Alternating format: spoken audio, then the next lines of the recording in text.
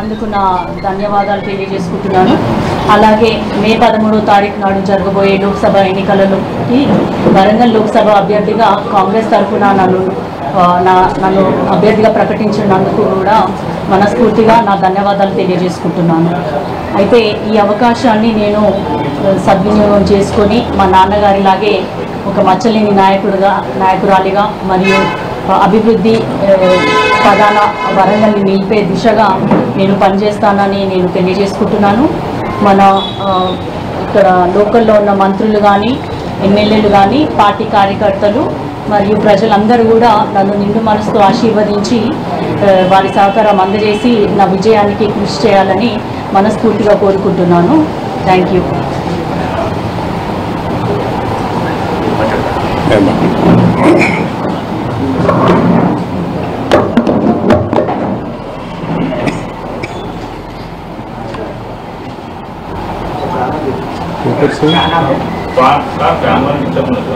Fan పని చేయండి.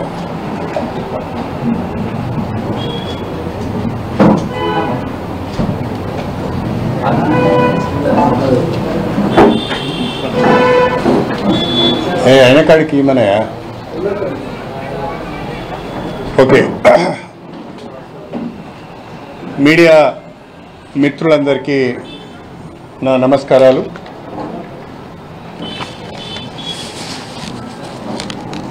Congress party ఆహ్వానం మేరకు ఏఐసిసి పిసిసి ప్రతినిధుల పిలుపు మేరకు నేను డాక్టర్ కడియం కావ్య గారు కాంగ్రెస్ పార్టీలో చేరడం జరిగింది. కాంగ్రెస్ పార్టీలోకి ఆహ్వానించి పార్టీలో చేర్చుకొని వరంగల్ లోక్సభ స్థానం నుండి పోటీ చేసే అవకాశం కల్పించిన గౌరవనీయులు సోనియా గాంధీ గారికి, పెద్దలు మల్లికార్జున్ ఖర్గే గారికి,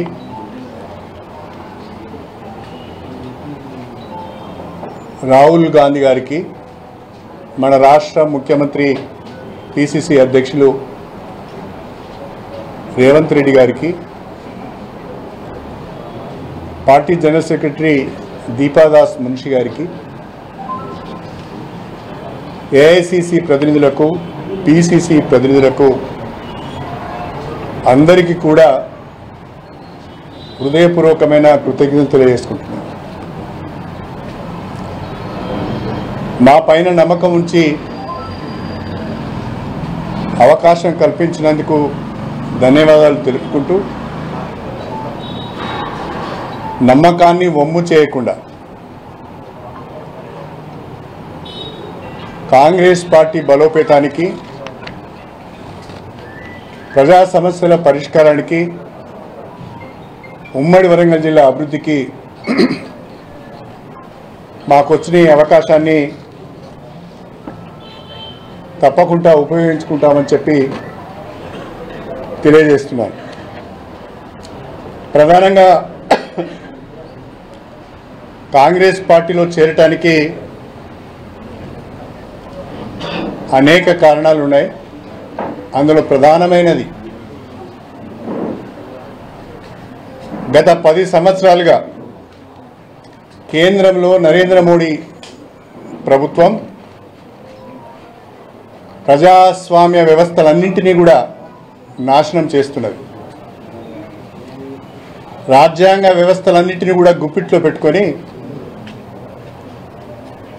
ప్రజాస్వామ్యాన్ని అపసహ్యం చేసే విధంగా, అపహాస్యం చేసే విధంగా, దేశంలో ప్రతిపక్షాల నామరూపాలు లేకుండా చేసే విధంగా ప్రయత్నాలు చేస్తున్నది మనం గమనిస్తున్నాం. ప్రజాస్వామ్యబద్ధంగా ఎన్నికైన ప్రభుత్వాలను దొడ్డిదారిన కూలగొట్టి, బెదిరించి, లొంగ తీసుకొని సిబిఐ కేసులలో ఈడీ కేసులలో ఇరికించి ప్రతిపక్ష పార్టీలను ఇబ్బంది పెడుతున్న పరిస్థితిని మనం గమనిస్తున్నాం. ప్రతిపక్షంలో ఉన్నప్పుడు ఒక నిందితుడుగా ఉన్న వ్యక్తి భారతీయ జనతా పార్టీలో చేరగానే పునీతుడు అయిపోతున్నాడు. అతని పైన ఏ రకమైన చర్యలు తీసుకోవడం లేదు. ఒకవేళ కేసులున్నా వాయిదా వేస్తున్నారు. అంతేకాకుండా భారతదేశంలో ఉన్న ముస్లిం మైనారిటీస్కు భద్రత లేదు. అందరినీ టెర్రరిస్టులుగా ముద్రవేసి అందరినీ పాకిస్తాన్ మద్దతుదారులుగా ముద్రవేసి అక్రమంగా కేసులు పెట్టి ఎన్కౌంటర్లు చేస్తున్నారు. ఈ 10 ఏళ్ల కాలంలో దేశంలో దళితుల పైన దాడులు విపరీతంగా పెరిగిపోయినాయి. దళిత మహిళల మానభంగాలకు లెక్కే లేదు. అడ్రస్ లేకుండా పోయిన హత్యలు ఎన్నో ఉన్నాయి. కొన్ని రాష్ట్రాలలో, కొన్ని డబుల్ ఇంజన్ ప్రభుత్వాలున్న రాష్ట్రాలలో ఒక ఇన్సిడెంట్ జరిగితే పోలీస్ స్టేషన్కి వెళ్ళి రిపోర్ట్ చేసే పరిస్థితి లేదు. ఒక భయానక వాతావరణాన్ని సృష్టిస్తున్నారు. భారతదేశ ప్రజాస్వామ్య వ్యవస్థకే ఒక మచ్చ మణిపూర్ అల్లర్లు. వందలాది చర్చిలను కాలబెట్టారు. వేలాది మందిని రోడ్లపైన దాడులు చేశారు. మహిళలను వివస్త్రలను చేశారు. మానభంగాలు చేశారు. దళిత క్రిస్టియన్స్ అందరినీ ఊచకోత కోశారు. కానీ ప్రధానమంత్రిలో మాత్రం చలనం లేదు. ఈరోజు వరకు కూడా మణిపూర్కు వెళ్ళే సమయం కానీ వాళ్ళని ఓదార్చే ఒక గొప్ప గుణం కానీ దేశ ప్రధానిలో లేకపోవడం చాలా బాధాకరం. అన్నిటికంటే ప్రమాదకరమైన ధోరణి ఈ ఎన్నికలలో 400 సీట్లలో బీజేపీ గెలిస్తే రాజ్యాంగాన్ని మార్చేస్తాం, రిజర్వేషన్లను ఎత్తివేస్తాం, లౌకిక వాదం అనే పదాన్ని రాజ్యాంగం నుంచి తొలగిస్తాం అనే చాలా భయంకరమైన విధానాలను భారతీయ జనతా పార్టీ అవలంబిస్తున్నారు. ఇలాంటి పరిస్థితులలో భారతదేశ ప్రజాస్వామ్యాన్ని కాపాడుకోవాలన్నా, భారతదేశ లౌకిక వాదాన్ని కాపాడుకోవాలన్నా, రాజ్యాంగాన్ని మార్చి రిజర్వేషన్లు ఎత్తివేయకుండా ఉండాలన్నా దళితులు, మైనారిటీలు, ముస్లిం మైనారిటీలు కానీ, క్రిస్టియన్ మైనారిటీలు కానీ, దళితులు కానీ భారతదేశ సామాజిక వ్యవస్థలో ఒక భాగంగా సహజీవనం గడపాలన్నా బీజేపీ అకృత్యాలను అడ్డుకోవాల్సిన అవసరం ఉన్నది. బీజేపీ అప్రజాస్వామిక పద్ధతులను అడ్డుకోవాల్సిన అవసరం ఉన్నది. బీజేపీ యొక్క అప్రజాస్వామిక పద్ధతులను, అనైతిక కార్యక్రమాలను అడ్డుకునే శక్తి దేశవ్యాప్తంగా ఒక కాంగ్రెస్ పార్టీకే ఉంది. ప్రాంతీయ పార్టీల యొక్క శక్తి సరిపోదు.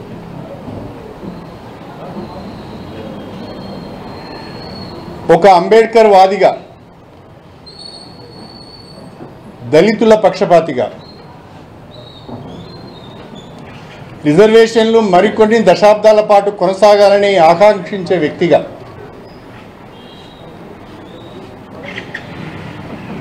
ఉడతా భక్తిగా కాంగ్రెస్ పార్టీకి మద్దతు తెలపాలని, కాంగ్రెస్ పార్టీలో చేరి బీజేపీ యొక్క ఆగడాలను కొంతమేరకైనా కొన్ని ప్రాంతాలలోనే అడ్డుకోవాలనే ఉద్దేశంతోనే ప్రధానంగా కాంగ్రెస్ పార్టీలో చేరడం జరిగింది. దానితో పాటుగా మొన్నటి తెలంగాణ శాసనసభ ఎన్నికలలో రాష్ట్ర వ్యాప్తంగా కాంగ్రెస్ పార్టీ అనుకూలమైన గాలి వీచింది. ఉమ్మడి వరంగల్ జిల్లాలో కూడా 12 స్థానాలలో 10 స్థానాలు కాంగ్రెస్ పార్టీ గెలిచింది. కానీ నా నియోజకవర్గంలో ప్రజలందరూ కూడా గతంలో కడియం శ్రీహరి గారు ఎమ్మెల్యేగా ఉన్నప్పుడు ఈ నియోజకవర్గం అభివృద్ధి చెందింది, మా గ్రామాలలో అభివృద్ధి జరిగింది, మళ్ళీ కడియం శ్రీహరి గారు గెలిస్తేనే మా నియోజకవర్గం అభివృద్ధి చెందుతుంది, గ్రామాలు అభివృద్ధి అవుతాయి అనే ఒక నమ్మకంతో నాకు ఓటేసి గెలిపించారు. నేనైతే గెలిచాను, కానీ రాష్ట్రంలో కాంగ్రెస్ పార్టీ అధికారంలోకి వచ్చింది. ప్రతిపక్షంలో ఉండి ప్రజలకు ఇచ్చిన మాట నిలబెట్టుకోలేనేమోననే ఒక ఆవేదన కూడా నాలో కలిగింది. నియోజకవర్గంలో చాలా సమస్యలు ఉన్నాయి.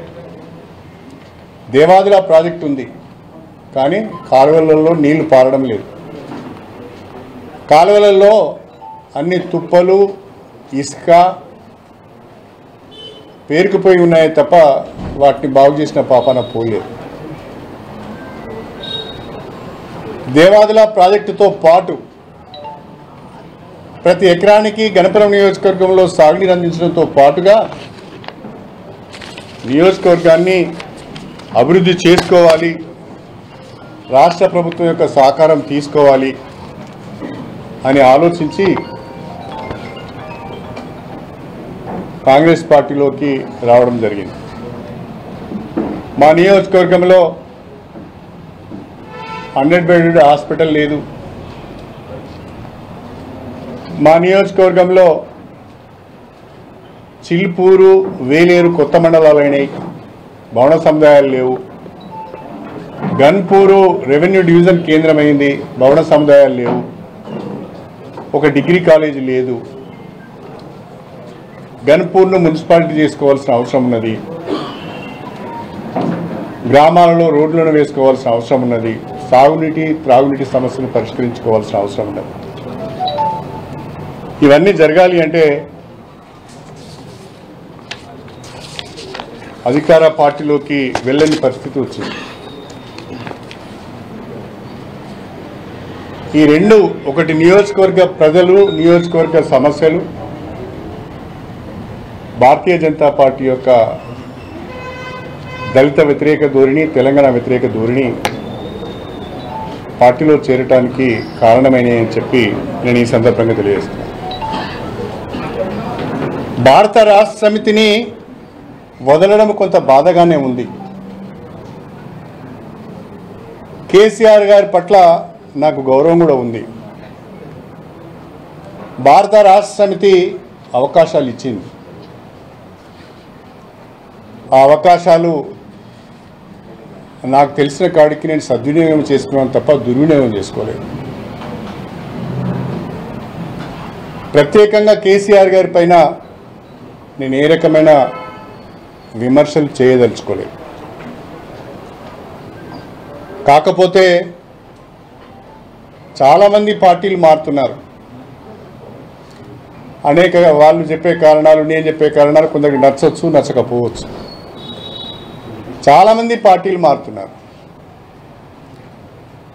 పార్టీలు మారిన ఎవరిపైన కూడా పార్టీ అంత తీవ్ర స్థాయిలో స్పందించలేదు. కానీ నా విషయంలో మాత్రము చాలా తీవ్ర స్థాయిలో పార్టీ స్పందిస్తున్నది. జిల్లా నాయకత్వం స్పందిస్తున్నది. విపరీతమైన ధోరణితో మాట్లాడుతున్నారు. ఈర్ష్య, ద్వేషాలు వాళ్ళ మాటలలో స్పష్టంగా కనిపిస్తున్నాయి. నిన్నటి వరకు వారితోనే ఉన్నాను, నా గురించి తెలియనిది ఏముండదు. కానీ మాట్లాడే పద్ధతి, సంస్కారం, సభ్యత లేకుండా మాట్లాడుతున్నారు. నేను వాళ్ళ స్థాయికి దిగజారి మాట్లాడదలుచుకోలేదు. కానీ ప్రజలను గమనించాలని నేను ప్రత్యేకంగా కోరుతున్నాను. చాలామంది పోయిళ్ళు, వాళ్ళ గురించి మాత్రము మీరేం మాట్లాడడం లేదు. నా మీద మాత్రము అనేక ఆరోపణలు చేస్తున్నారు. మాజీ మంత్రి దయాకర్ రావు గారు అంటారు కేసీఆర్ కుమార్తెకు 3వ స్థానం వస్తుంది అని. మరి ఇక్కడ కేసీఆర్ కుమార్తె నిలబడతలేదు, కడియం శ్రీహరి కుమార్తె నిలబడుతున్నది. అంటే ఏం మాట్లాడుతున్నాం కూడా అర్థం కావడం లేదు, ఎక్కడ మాట్లాడుతున్నాం, ఏ స్టేజ్ మీద మాట్లాడుతున్నాం కూడా అర్థం కావడం లేదు.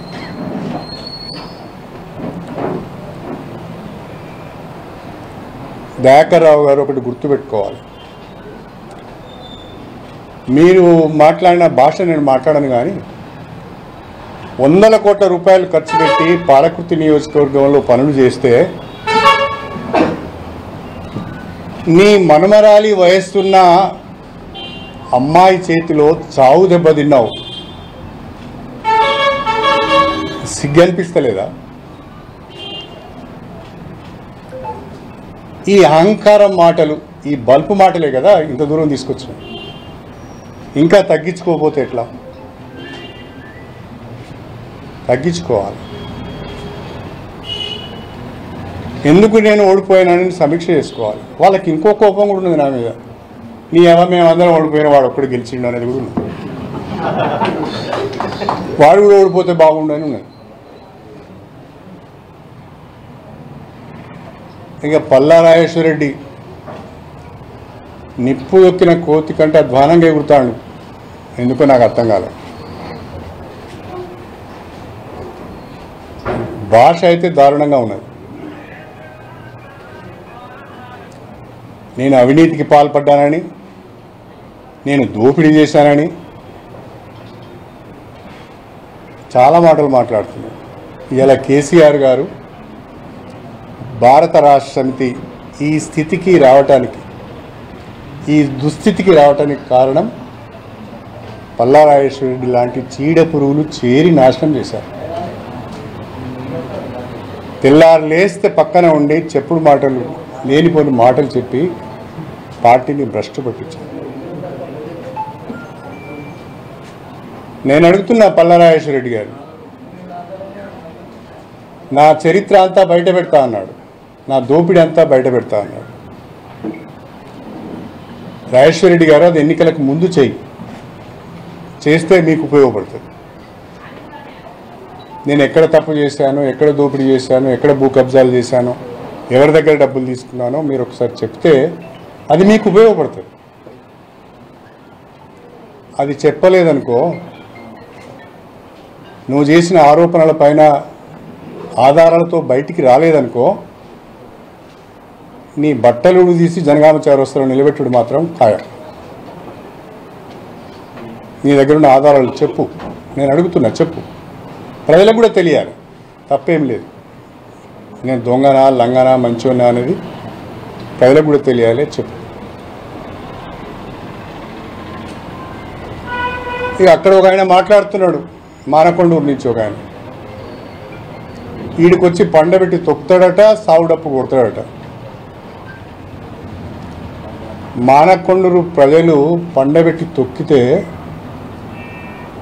కడుపులో పేగులు బయటపడి భూతాళానికి వెళ్ళిపోయాడు. 50,000 పైచీలకు ఓట్లతో ఓడిపోయాడు. బుద్ధిలో ఎదురపోయి ఇంకా నీ ముఖానికి అంత సీన్ ఉన్నదా? నా దగ్గరకు వచ్చి సావుడప్పు కొట్టేంత సీన్ ఉన్నదరా? నిన్న మొన్నటి వరకు నా చుట్టూన్న వాళ్ళు ఒక్క రోజులోనే ఎంత కఠినంగా మాట్లాడుతున్నారు అంటే వాళ్ళ కడుపులో ఎంత విషం ఉన్నదో అర్థమైంది.